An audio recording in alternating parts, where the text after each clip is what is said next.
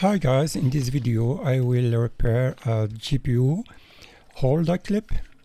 We have here two of them. We will just take one of them.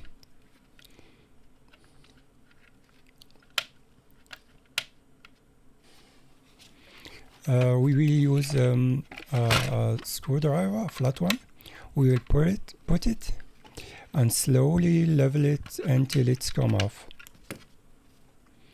That's what the part look like. We press until it clicks. That's it. It's worked perfectly. A very simple and quick solution.